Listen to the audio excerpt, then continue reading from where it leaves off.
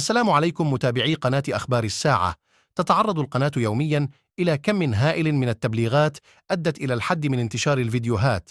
المرجو منكم دعم قناتكم التي تعنى أولا وآخرا بالدفاع عن المغرب وتنوير الرأي العام بكل ما يتعلق به بخطوات بسيطة هي كالآتي: تسجيل الإعجاب بالفيديو، الاشتراك في القناة، وتفعيل التنبيهات، ثم التعليق على الفيديو، وشكرا.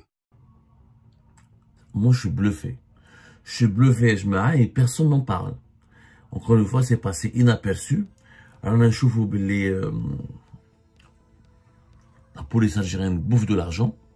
Bon, on passe de 2,1, 2,2 milliards de dollars en 2022 à 3,6 milliards de dollars en 2024. C'est une augmentation de pratiquement 50% et quelques, entre 50 et 55% en l'espace de 2 ans. Ou là, durant une période de 2 ans, qu'est-ce qui se passe? Est-ce que nous avons connu une guerre? Est-ce qu'il y a une crise politique? Est-ce qu'il y a de l'instabilité? Est-ce qu'il y a un grand développement de la criminalité?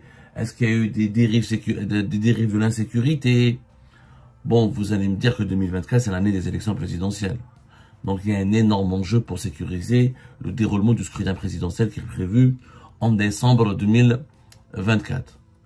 Ceci dit, est-ce que l'élection présidentielle qui devra se dérouler normalement en 2 tours, mais le premier tour, c'est une journée, est-ce que une élection présidentielle devrait justifier une augmentation aussi conséquente, aussi significative du budget de la police? Je ne crois pas. 100 millions de dollars, c'était pour sécuriser les élections présidentielles, ça peut se comprendre. 200 millions de dollars, ça peut se comprendre. Mais 1 milliard de dollars supplémentaires, plus 1 milliard de dollars supplémentaires, voilà, parce que c'était le budget de la police en 2023, c'était l'équivalent de 2,6. 1 milliard de dollars, l'équivalent de 1 milliard de dollars supplémentaires en une seule année. Je suis désolé, les élections présidentielles ne peuvent pas justifier tout cet argent.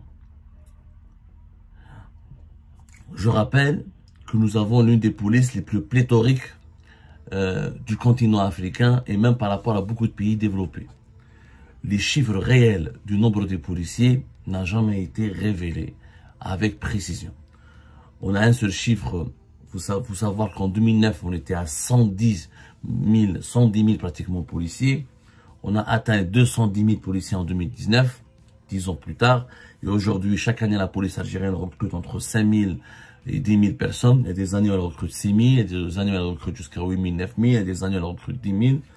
Aujourd'hui, nous avons des effectifs de pratiquement 250 000 policiers. À ce rythme-là, dans quelques années, 6-7 ans, la police algérienne va atteindre les 300 000 policiers. Un effectif de 300 000 individus. C'est énormissime. C'est pratiquement le double de la police française, qui est de 150 000 et quelques. Un pays voisin comme le Maroc, il n'a même pas 80 000 policiers. Donc, on devrait se poser des questions. Au Chine européen, on a autant de policiers. Bon, la sécurité est une obsession du régime algérien. Quelquefois, c'est une obsession légitime. C'est important de garantir la sécurité. Il n'y a pas d'insécurité particulièrement dangereuse en Algérie par rapport à d'autres pays africains comme le Nigeria, comme l'Afrique du Sud, comme l'Égypte. Il y a des agressions en Algérie, il y a des phénomènes de la criminalité, il y a des braquages, il y a des bagarres, etc. Mais c'est beaucoup moins dangereux quand même que dans pas mal de pays de l'Afrique, africains, la République d'Amérique latine. Il y a un effort de sécurisation du territoire qui est impressionnant. Mais est-ce qu'on a besoin de plus de policiers pour accentuer, ou là pour renforcer, ou là pour développer cet effort? J'aimerais bien qu'il y ait un débat. Normalement, la moindre des choses, il faut qu'il y ait un débat. Il faut qu'il y ait un débat en Algérie. On ne peut pas avoir une police monstrueuse. Il y a un monstre qui va genre le mastodonte, un géant. La police algérienne est devenue un appareil gigantesque. Et l'augmentation du nombre de policiers ne signifie pas pour autant l'amélioration ou le recul de l'insécurité. Souvent, des policiers mieux formés, plus professionnels, plus présents, plus efficaces. C'est plus intéressant, c'est peut-être même, ça donne plus de résultats dans la lutte contre l'insécurité que beaucoup de policiers, dont beaucoup ne sont pas bien formés.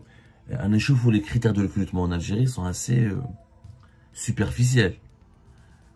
Normalement, n'est pas policier qui veut.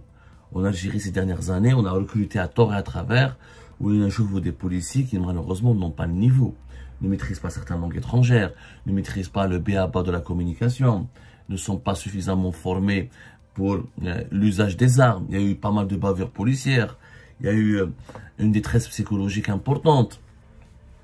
Il n'y a pas de syndicat au sein de la police algérienne. Les policiers algériens n'ont pas droit à la parole. Personne ne les défend. Il n'y a aucune institution qui est là pour les défendre. Il n'y a jamais eu de syndicat. En tout cas, le fonctionnement de la police algérienne reste assez opaque, assez mystérieux. Donc, est-ce que c'est intelligent de continuer de donner beaucoup d'argent à la police algérienne et de recruter chaque année entre 6 000, 7 000 jusqu'à 10 000 policiers pour atteindre un appareil sécuritaire totalement, encore une fois, gigantesque, avec de multiples tentacules? Je vais dire le nombre de policiers. Je vais dire un débat s'impose.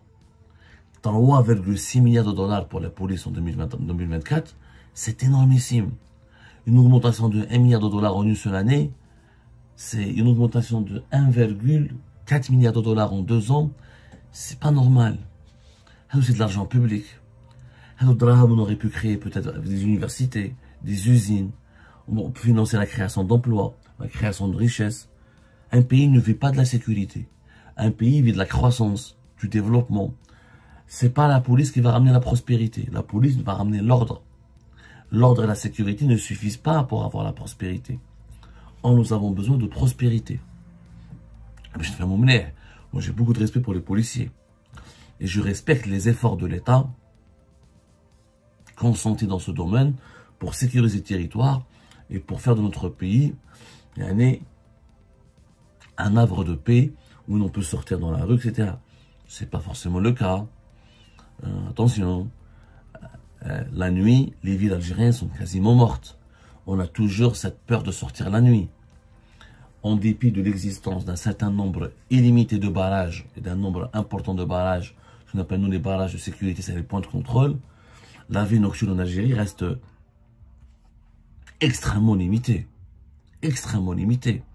C'est-à-dire que même si sur le terrain, les chiffres et les statistiques indiquent qu'il y a un recul de l'insécurité, mais les Algériennes et les Algériens n'ont pas forcément un sentiment de sécurité absolu dans leur pays.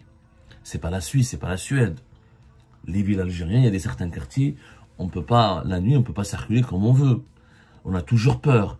Le sentiment de peur, l'angoisse de circuler la nuit, par certaines heures de la journée, une femme toute seule, elle est toujours exposée à l'insécurité. Après, vous allez me dire s'il y a une violence sociale en Algérie, il y a beaucoup de violence. Et c'est pour cette raison que les policiers, c'est vrai que les policiers ne sont pas là pour guérir les maux de la société. Un policier ne peut pas faire du psychologue. Un policier ne peut pas gérer les frustrations sexuelles, les frustrations collectives d'une société. Il n'est pas là pour empêcher le meurtre, il est là pour empêcher le meurtre, mais il n'est pas là pour guérir les véritables causes de la criminalité. Ça, c'est un travail qui engage les sociologues, les psychologues, l'école, la mosquée, la famille algérienne. C'est tout un processus d'éducation civique. La police n'est qu'un partenaire ou qu'une partie prenante de ce processus. Sauf que c'est la partie prenante qui est le plus financée.